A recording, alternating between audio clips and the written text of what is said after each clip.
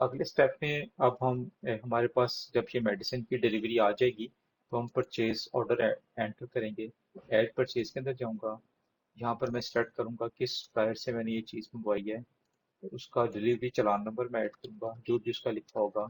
अगर PO number यानी purchase order number या रिक्विजिशन ऑर्डर नंबर जो मैंने पिछले पेज पे दिया था उसकी एंट्री करूंगा। और जो भी उसकी पेएबल अमाउंट होगी वो यहाँ पर मैं एंटर कर दूंगा। सिर्फ इसकी एंट्री का मकसद ये होगा कि ये काउंटर चेक करेगा कि मैंने पूरे का पूरा ऑर्डर प्रॉपरली एंटर किया है कि नहीं। प्रोसीड करूंगा। अब जो ये हमारा पेज है ये डिपेंड करता है कि आपके मॉड्यूल की सेटिंग कैसे है। इस वक्त जो इसकी सेटिंग है इसे सेल्स के लिए नहीं है, ये सिर्फ इश्योरेंस के लिए है। इन हॉस्पिटल पेशेंट्स के लिए ये वो सेटिंग है। सेल्स के लिए सेटिंग थोड़ी डिफरेंट होती है।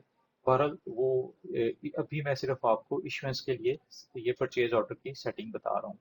आप अपनी प्रोडक्ट्स जो आई हैं आपके पास एंटर करेंगे। हमें एग्जिस्टिंग स्टॉक बता रहा है जीरो है। उसका बैच नंबर एंटर करेंगे और उसकी मैन्युफैक्चरिंग डेट एंटर करेंगे और एक्सपायरी डेट उसकी एंटर करेंगे। तो हमें वो उसकी शेल्फ लाइफ बता देगा। ड्रग टेस्टिंग लेबोरेटरी को भेजनी है या नहीं भेजनी उसकी सेटिंग करेंगे। बाय डिफॉल्ट ये नो आती है। कितनी क्वांटिटी उस आपने रिसीव की है वो आप एंटर करेंगे और उसकी यूनिट प्राइस लिखेंगे। और यूनिट प्राइस उसकी सपोज 50 रुपीज़ है। तो अब चूंकि इशू आपने करनी है तो वो सेल प्राइस आपसे नहीं मांग रहा। वो सिस्टम आपका सेटिंग ऐसी है जिस तरह आपकी डिस्पेंसरीज हो जाती हैं या आपके फ्री हॉस्पिटल्स हैं। जिस तरह आपके बहुत सारे जो हॉस्पिटल ऐसे हैं ट्रस्ट बेस्ड जो कि medicine free of cost patient को देते हैं, वहाँ पे सेल प्राइस की जरूरत नहीं होती। हाँ, अगर आपका एक फार्मेसी चला रहे हैं या आप सेल करते हैं अपनी आइटम्स को तो फिर अगले कॉलम में आपसे वो उसकी सेल प्राइस भी पूछता है। तो उसमें बाकी कुछ मजीद कुछ ऑप्शंस आ जाती हैं। मैं इसको एंटर कर दूंगा। और इसके अलावा जो चीज़ आएगी मेरे पास इसका भी उसी तरीके से मैं जल्दी से एंटर करता हूँ।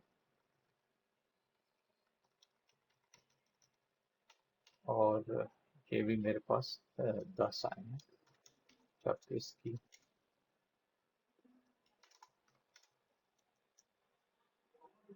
ये दो चीज़ें मेरे पास आ गई। अब देखें ये 1200 टोटल मेरा हुआ तो मेरे पास कंफर्म की ऑप्शन आ गई। सपोज कि मैंने ये ऑर्डर सही तरीके से एंटर ना किया होता और सिर्फ आपको दिखाने के लिए। अब देखिए इसने यूनिट प्राइस मेरी लास्ट जो एंटर यूनिट प्राइस थी जो मैंने इसी ऑर्डर में एंटर किया वहां से पिक कर लिया इसने। तो अब मैं इसको एंटर करूंगा तो मेरे पास ही नीचे से ऑप्शन खत्म हो गई है कंफर्म की। तो इसका फायदा ये था कि जो हमने पहले उसकी अमाउंट एंटर की थी उसने से मैच किया जो आइटम्स आपने एंटर किए हैं उनके टोटल से।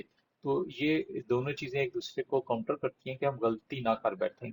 मैंने इसको यहाँ से रिमूव किया तो देखिए मेरे पास फिर ये कंफर्म का बटन आ गया। अभी तक आपके पास ऑप्शन ये आप इसको एडिट कर सकते हैं, सारी आइटम्स रिमूव कर सकते हैं।